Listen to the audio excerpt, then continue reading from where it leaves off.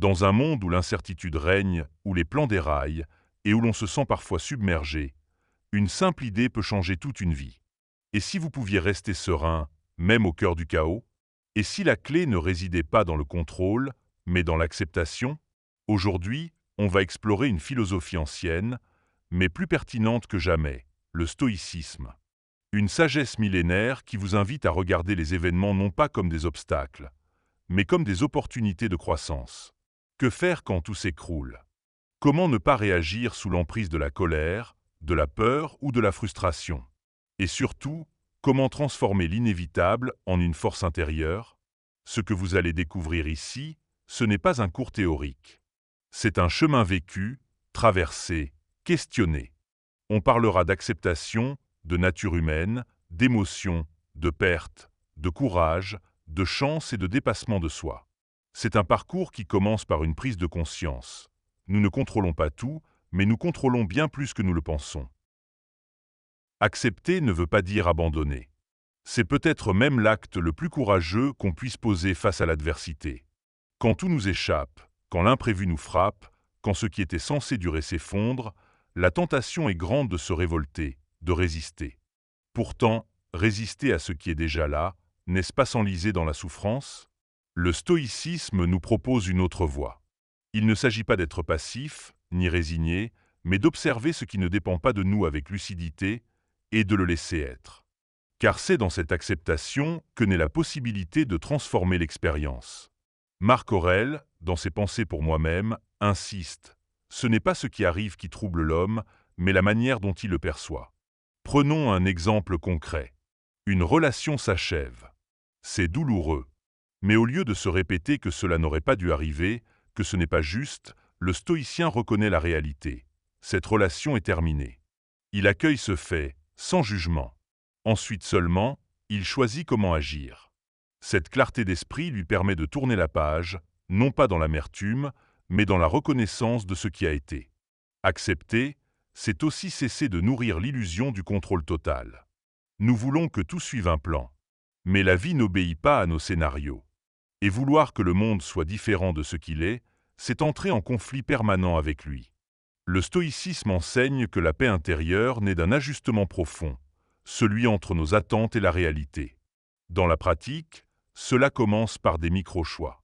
Être coincé dans les embouteillages, une opportunité de respirer, une remarque désagréable, une occasion de cultiver le calme, un imprévu au travail, un test pour notre capacité d'adaptation.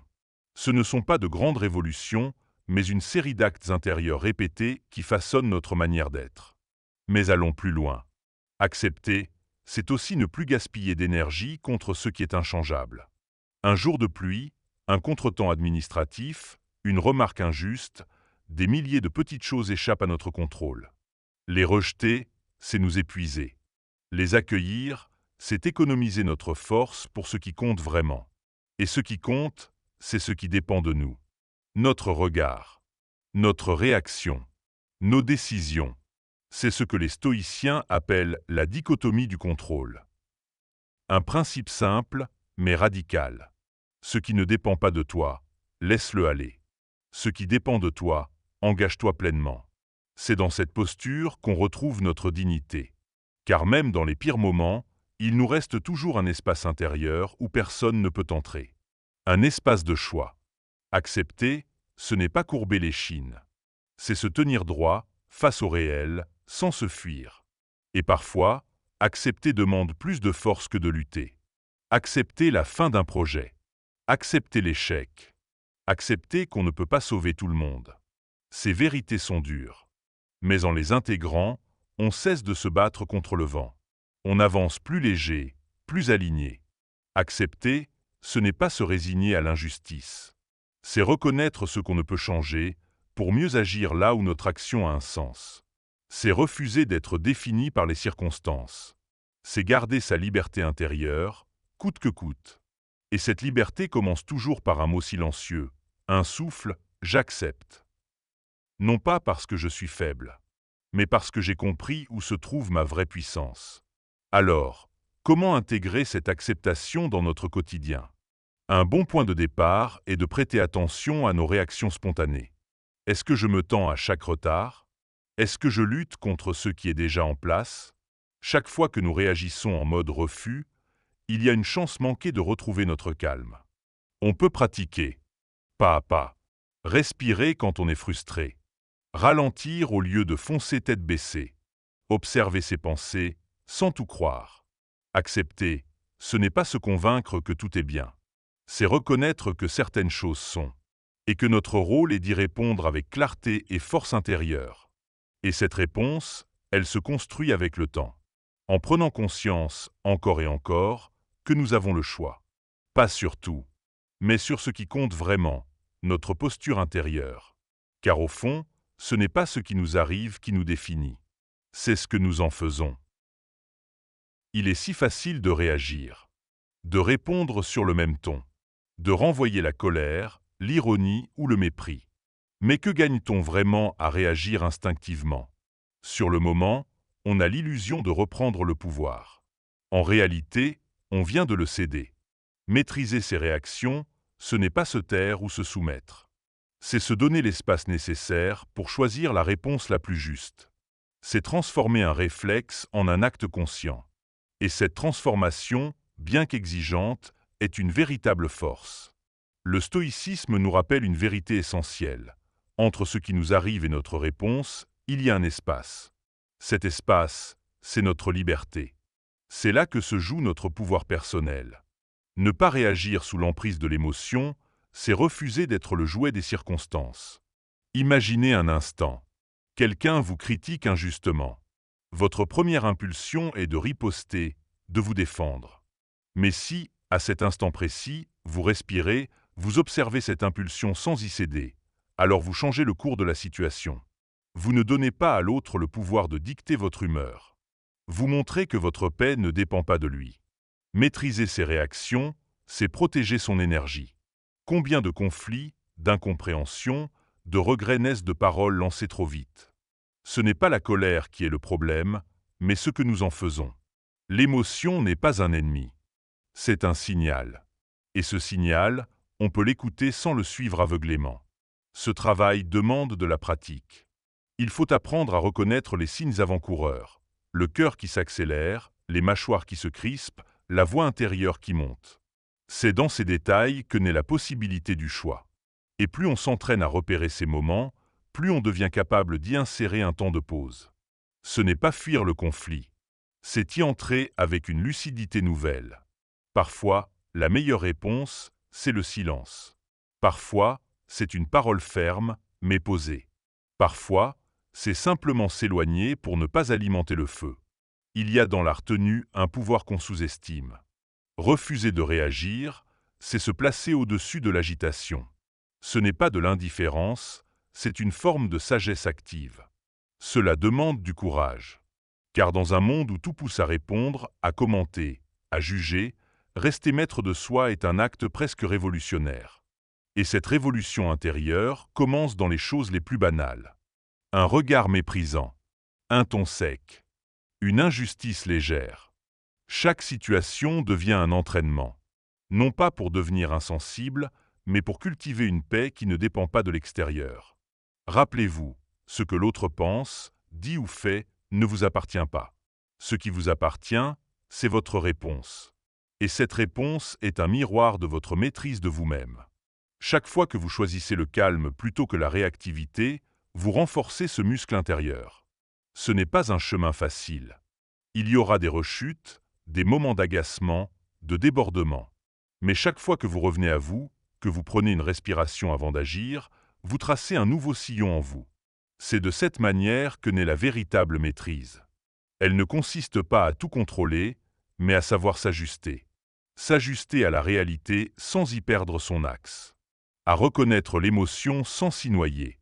À accueillir la tension sans y ajouter du feu. Et plus vous progressez sur ce chemin, plus vous découvrez une liberté inattendue. Vous n'êtes plus à la merci des autres. Vous devenez votre propre centre. Les tempêtes passent, mais vous restez debout. Non pas parce que vous êtes invulnérable, mais parce que vous avez appris à ne pas alimenter la tempête. La maîtrise de soi, c'est aussi une forme de bienveillance. Pour soi d'abord, car se laisser emporter, c'est se faire du mal. Et pour les autres ensuite, car répondre avec mesure, c'est leur offrir un espace où ils peuvent eux aussi se calmer. Un exercice simple consiste à pratiquer le délai. Avant chaque réponse importante, prenez 3 respirations. Comptez jusqu'à 5 dans votre tête. Laissez passer l'émotion. Puis seulement, agissez. Cela semble anodin, mais ce petit délai change tout. Il crée de l'espace. Et dans cet espace, vous redevenez libre. C'est un art qui s'apprend. Et comme tout art, il demande de l'intention, de la patience, de l'attention. Vous allez échouer. Mais chaque tentative renforce votre capacité à réussir la suivante. Ce n'est pas la perfection qu'on cherche. C'est la conscience. Et cette conscience, à force de la cultiver, devient une seconde nature. Une façon d'être au monde. Plus posée, plus juste, plus fort intérieurement. Alors entraînez-vous, un jour après l'autre. Une situation à la fois. Cultivez ce moment de silence entre le stimulus et la réponse. Car dans ce silence, il y a votre pouvoir, votre dignité, votre sagesse. Et rappelez-vous cette phrase, celui qui maîtrise ses réactions maîtrise sa vie. Cela ne veut pas dire tout accepter. Cela veut dire choisir, à chaque fois, la manière d'être qui vous ressemble le plus. Et cette manière, si elle est bâtie sur la paix, la lucidité et l'intention juste, alors vous serez libre. Vraiment libre. Tout passe. C'est à la fois une vérité simple et vertigineuse. Les jours, les saisons, les joies, les peines, les liens. Rien ne dure éternellement. Et pourtant, nous vivons comme si le temps nous appartenait. Comme si les choses qui nous entourent allaient rester pour toujours. Le stoïcisme nous rappelle, avec douceur mais fermeté, que la vie est changement. Que tout ce que nous croyons permanent est en réalité fragile, transitoire, en mouvement. Et que c'est précisément dans cette fragilité que réside la beauté du réel. Marc Aurèle écrit « Regarde chaque chose comme si elle était en train de passer, car elle l'est ». Cette phrase, si on la laisse vraiment résonner en nous, change notre façon de voir. Elle nous invite à ne plus nous accrocher, à savourer plutôt que posséder, à vivre plutôt que retenir. Prenons un exemple banal. Une tasse de thé chaud entre les mains, par un matin calme. Ce moment ne reviendra pas. La lumière, la chaleur, votre état intérieur, tout est unique, éphémère. Mais au lieu de courir après un futur hypothétique, vous pouvez, en le reconnaissant, pleinement le vivre. Cela peut sembler mélancolique. Et parfois, ça l'est. Mais cette mélancolie n'est pas une faiblesse. Elle est une conscience, une lucidité tendre. Elle nous rappelle que chaque instant a une valeur, précisément parce qu'il ne reviendra pas. Et c'est là que naît la liberté intérieure. Quand on cesse de croire que les choses doivent durer. Quand on comprend que perdre n'est pas une injustice, mais une part inévitable de l'expérience humaine.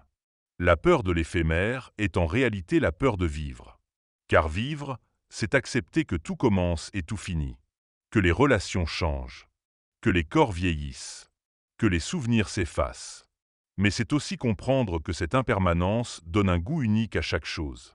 C'est comme un coucher de soleil. Il ne dure que quelques minutes. Mais c'est justement pour cela qu'on le regarde avec attention, qu'on le savoure sans en détourner les yeux. Imaginez si ce moment était permanent. Il perdrait sa magie. Le stoïcisme nous invite à vivre chaque instant comme un cadeau temporaire. Non pour s'y accrocher, mais pour l'honorer. Cela change notre rapport au quotidien. Une simple marche devient une célébration. Un regard échangé devient un trésor. Et surtout, cela nous aide à mieux lâcher prise. Quand une amitié s'éloigne, quand un projet échoue, quand la vie prend un tournant inattendu, au lieu de résister, nous pouvons dire « cela aussi devait passer ». Non pas avec indifférence, mais avec gratitude. Il ne s'agit pas d'être froid ou distant. Il s'agit de reconnaître la nature profonde des choses. Et en les acceptant comme elles sont, nous nous libérons de la souffrance qui naît de l'attachement rigide. Un exercice puissant consiste à se souvenir, chaque soir, que cette journée ne reviendra jamais. Et à se demander, ai-je vraiment vécu aujourd'hui? Ai-je apprécié ce que j'avais, sans attendre qu'il me soit enlevé pour en reconnaître la valeur? Cette conscience transforme notre regard. Elle nous pousse à aimer plus, à juger moins, à profiter davantage. Elle nous fait comprendre que ce qui est fragile est aussi précieux. C'est la fameuse memento mori des stoïciens. Se rappeler que nous allons mourir. Non pour sombrer dans la peur, mais pour se réveiller à la vie. Pour ne pas gaspiller notre énergie sur des choses futiles. Pour ne pas reporter ce qui compte à demain. Accepter l'éphémère, c'est aussi cultiver une forme d'humilité. Nous ne sommes qu'un battement dans l'immensité du temps. Et cette perspective nous aide à relativiser nos problèmes. À nous recentrer sur l'essentiel. Cela ne veut pas dire renoncer à nos ambitions ou nos rêves, mais les poursuivre avec détachement, avec la conscience que leur réussite ou leur échec ne définit pas notre valeur, que la vie elle-même est mouvement et que ce mouvement est sacré. Alors, face à l'inévitable changement, face à la perte, face à la fin, nous pouvons choisir d'ouvrir les bras, de dire oui, d'aimer quand même, de vivre quand même, non pas malgré la finitude, mais grâce à elle. Car c'est dans cette finitude que naît notre plus grande force, la capacité à être là, pleinement, présent à ce qui est, sans illusion, sans défense, juste, vivant. Et c'est cette qualité de présence, ce regard lucide sur la vie, qui nous permet de goûter à une forme de liberté rare. Une liberté non pas extérieure, mais intérieure. Une liberté d'aimer sans posséder, de perdre sans se briser, de vieillir sans se plaindre. Quand on comprend que tout passe, on apprend à ne plus s'y accrocher. On devient plus souple, moins exigeant, plus reconnaissant. Et dans ce relâchement, dans cette acceptation de l'impermanence, quelque chose d'inattendu surgit, la joie. Pas une joie bruyante ou euphorique, mais une joie paisible, profonde, ancrée dans la gratitude d'être en vie, ici, maintenant. Accepter le malheur.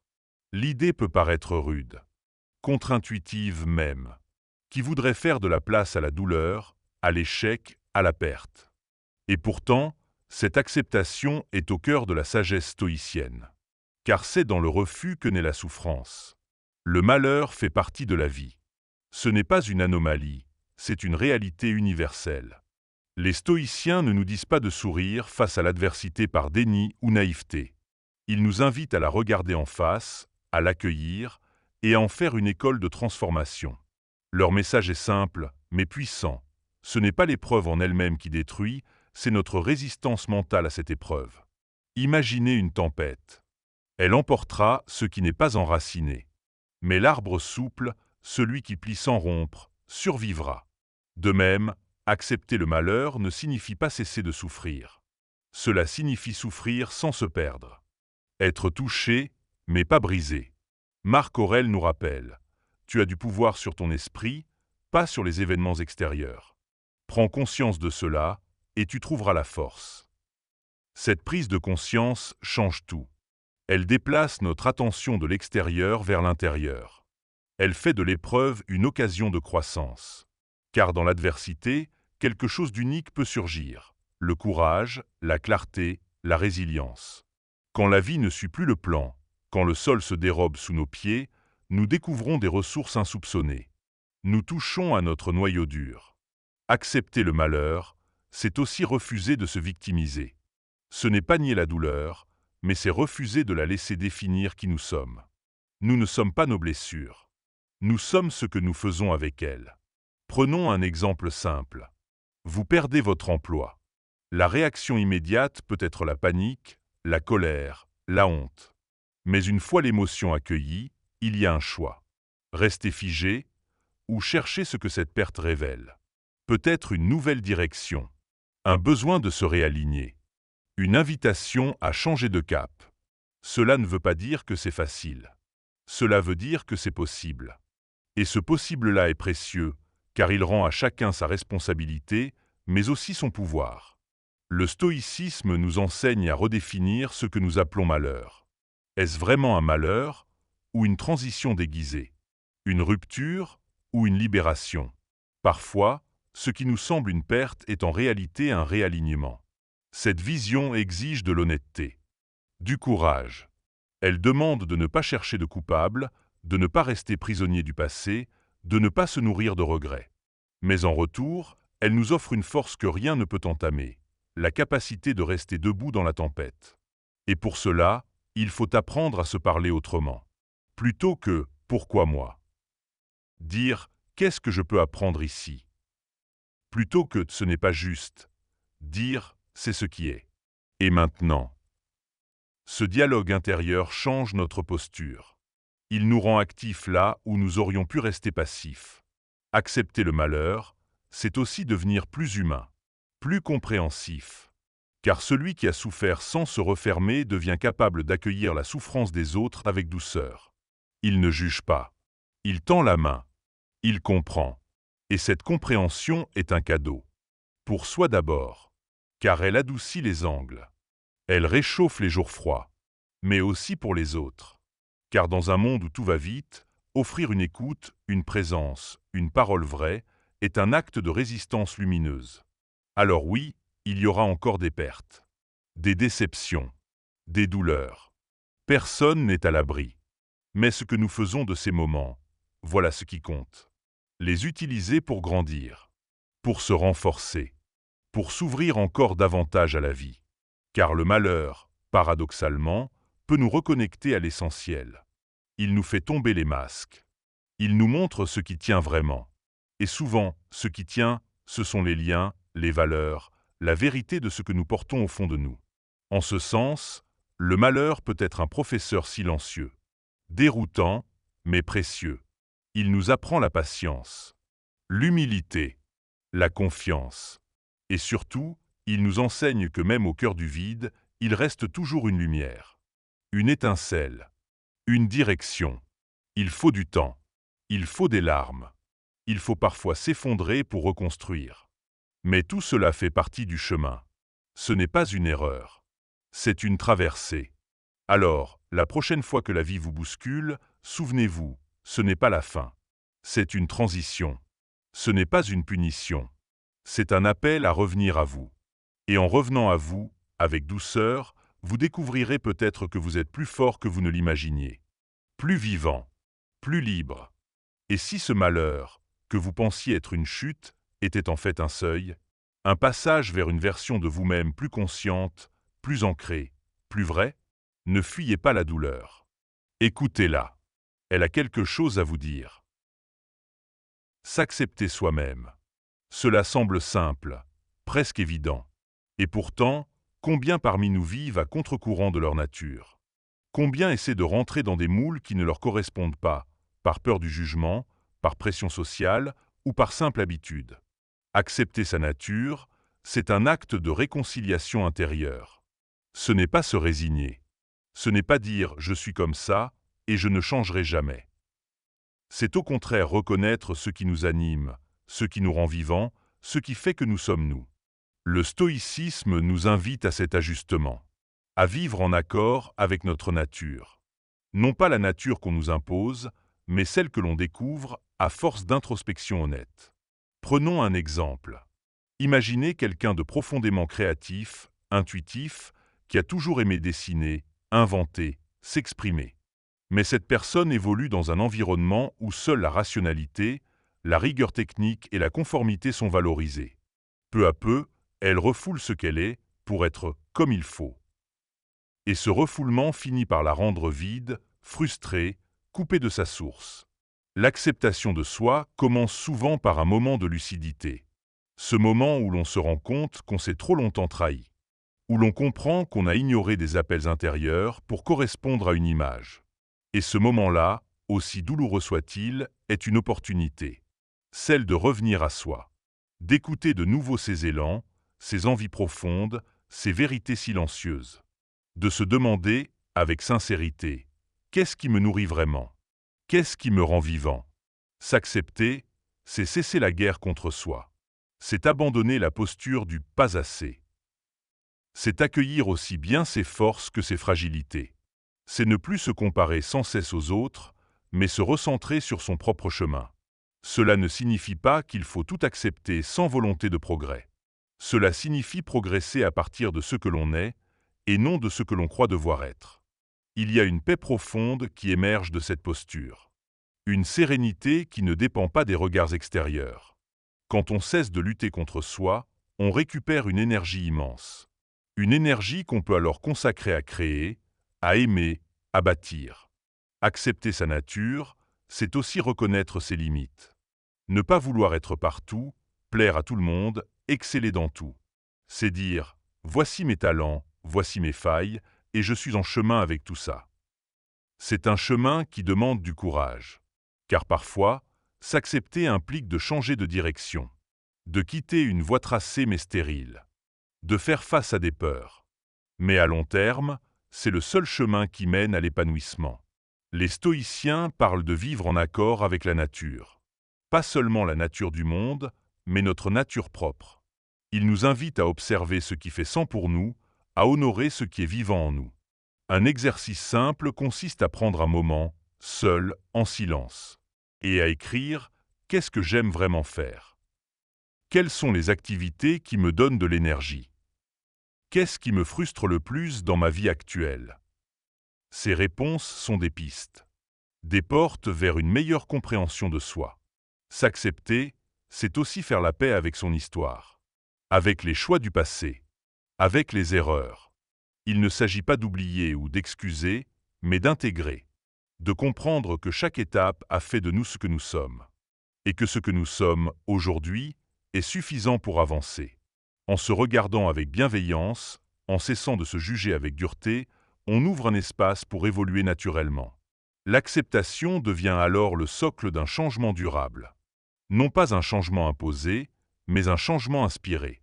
Dans nos relations aussi, l'acceptation de soi change tout. Car plus nous sommes en paix avec ce que nous sommes, plus nous laissons les autres être eux-mêmes. Nous devenons moins exigeants, moins dans le contrôle, plus dans la confiance. Et cette confiance est contagieuse. Elle crée des liens plus authentiques, plus profonds. Elle permet aux échanges d'être sincères, sans masque, sans performance. Alors oui, ce chemin demande du temps. Il demande de l'honnêteté, de la patience. Mais chaque pas vers l'acceptation de soi est un pas vers la liberté. Et cette liberté n'a pas de prix. C'est celle d'oser être soi, pleinement. D'oser dire non quand c'est juste. De choisir ce qui nous élève. De ne plus s'excuser d'exister comme on est. C'est un retour à la maison. Une reconnexion avec notre essence. Une promesse tenue envers nous-mêmes, celle de ne plus se trahir. Et dans cette fidélité, il y a une joie tranquille, une force douce, une clarté nouvelle. Accepter sa nature, c'est aussi accepter d'être en constante évolution. Nous ne sommes pas figés. Ce que nous acceptons aujourd'hui peut changer demain. Et c'est très bien ainsi. Le mouvement fait partie de la vie. La cohérence n'est pas la rigidité, c'est l'alignement avec ce qui est vrai ici et maintenant. Il est temps de regarder en soi, non pas pour juger, mais pour accueillir, pour écouter, pour faire de la place à ce qui veut naître. Et si ce retour à soi devenait le début d'un nouveau chapitre ? Dépasser ses limites. 3 mots qui résonnent comme un défi, un appel, une promesse. Mais pour beaucoup, ces mots sont synonymes de peur. Peur de l'inconnu, peur de l'échec, peur de découvrir une partie de soi qu'on ne contrôle pas. Et pourtant, dépasser ses limites ne signifie pas devenir quelqu'un d'autre. Cela signifie découvrir en soi des ressources qu'on ne soupçonnait pas. C'est ouvrir une porte vers un potentiel caché, un espace intérieur encore inexploré. Le stoïcisme ne nous pousse pas à forcer, à nous épuiser, à tout conquérir. Il nous invite à grandir, à élargir notre champ d'action, à ne pas rester figé dans ce que l'on croit être. Car souvent, nos limites ne sont pas réelles. Elles sont construites, érigées par la peur, par l'habitude, par le regard des autres. Dépasser ces limites, c'est commencer par les reconnaître. Dire « voilà où je bloque, voilà ce qui me fait peur ». Et à partir de là, poser une action, petite, symbolique, mais réelle. Car ce qui compte, ce n'est pas l'ampleur du dépassement, c'est sa sincérité. Ce n'est pas grimper l'Everest, c'est oser dire une vérité qu'on n'a jamais exprimée. C'est faire ce pas qu'on évite depuis trop longtemps. Il y a en chacun de nous une voix qui dit « Je ne suis pas capable, ce n'est pas pour moi, je n'y arriverai pas ». Cette voix n'est pas la vérité. C'est une protection. Elle veut nous garder dans la zone connue. Mais la croissance ne se trouve pas là. Elle se trouve au-delà. Chaque fois que vous osez aller là où vous n'étiez jamais allé, quelque chose change en vous. Vous gagnez en confiance, en solidité, en lumière. Et cette lumière n'est pas égoïste. Elle éclaire aussi les autres.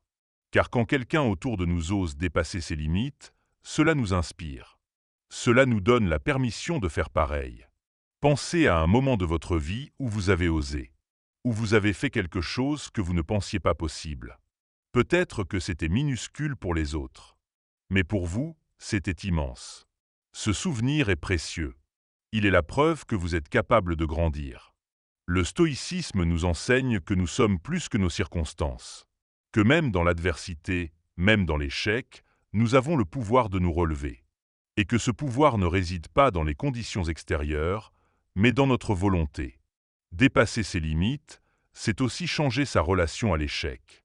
Ce n'est plus un verdict, c'est un enseignement. Chaque chute devient une leçon. Chaque difficulté, une opportunité d'affiner sa perception, d'ajuster sa stratégie, de mieux se connaître. Cela demande de l'humilité, de la patience, de la constance. Mais le chemin en vaut la peine. Car à mesure qu'on avance, les anciennes limites deviennent des souvenirs. Et de nouvelles possibilités s'ouvrent. Il ne s'agit pas de courir après la performance. Il s'agit de répondre à un appel intérieur. De dire oui à la vie qui nous pousse à évoluer. Même si c'est inconfortable. Même si ça tremble à l'intérieur. Un bon moyen de commencer est de se poser une question simple. Qu'est-ce que je n'ose pas faire, mais que je sais au fond de moi qu'il est temps d'essayer? La réponse n'a pas besoin d'être spectaculaire. Elle doit juste être vraie.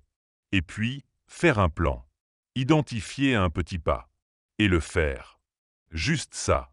Un premier pas.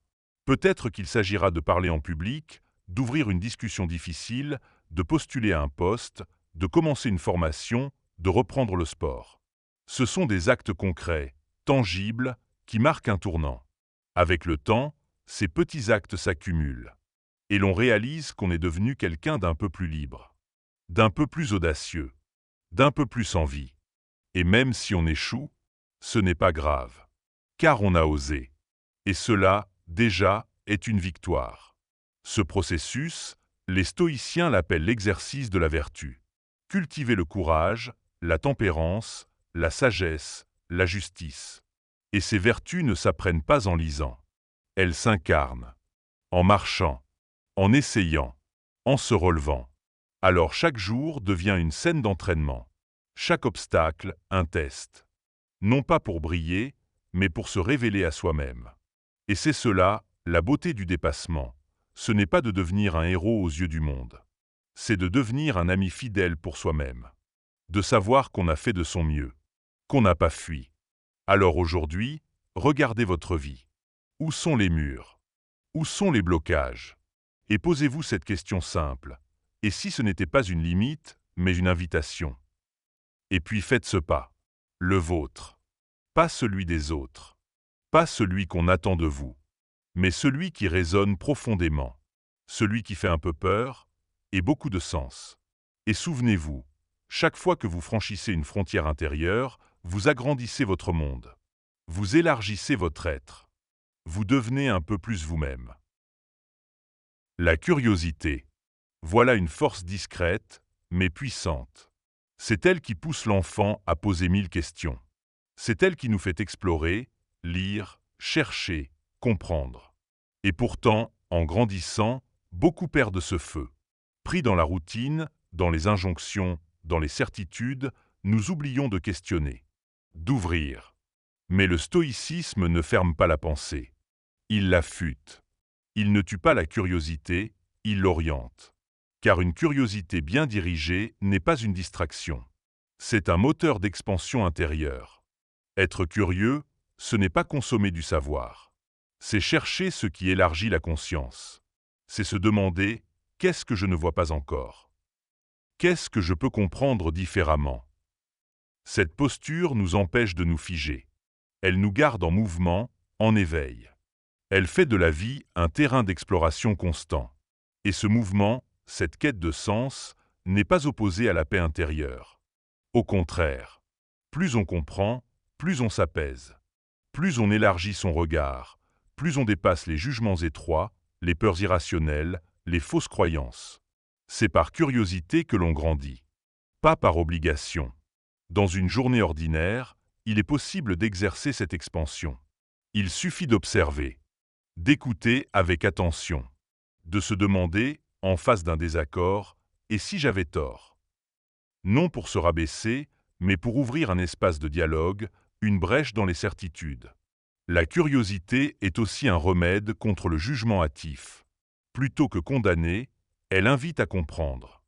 Plutôt que critiquer, elle pousse à interroger. Elle crée un espace où le monde devient plus vaste, plus nuancé, plus riche. Le stoïcien curieux n'est pas un dilettante. C'est un chercheur de sens. Il n'accumule pas les faits pour briller, il cherche à mieux vivre, à mieux se connaître, à mieux aimer. Et cette curiosité peut prendre 1000 formes. Lire un philosophe qu'on ne comprend pas encore. Apprendre une langue étrangère. Discuter avec quelqu'un qui pense autrement. Voyager. Observer la nature. Méditer. Chaque acte de curiosité est un pas vers l'inconnu. Un pas vers soi. Car en découvrant le monde, on se découvre. En sortant de ses repères, on affine sa vision intérieure. Mais cela demande du courage. Le courage de ne pas avoir réponse à tout. Le courage d'être élève, toujours. De ne jamais se considérer comme arrivé. Dans une société qui valorise la rapidité, l'instantané, l'efficacité, la curiosité est un acte de lenteur. Un acte d'approfondissement. Elle refuse les raccourcis. Elle veut comprendre en profondeur. Elle est une forme d'amour. Un amour de la vérité. Un amour de la complexité. Un amour du vivant. Et dans ce regard curieux, la vie reprend des couleurs. Ce qui semblait banal devient source d'émerveillement. Ce qui semblait connu devient terrain de redécouverte. Alors, chaque jour, posons-nous cette question. Qu'est-ce que j'ai appris aujourd'hui? Qu'est-ce que j'ai vu de nouveau?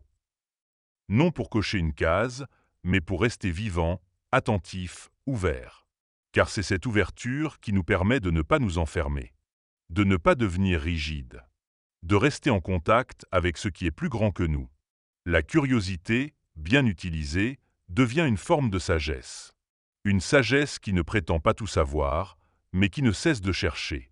Et dans cette recherche, nous nous agrandissons. Nous devenons plus souples, plus profonds, plus humains.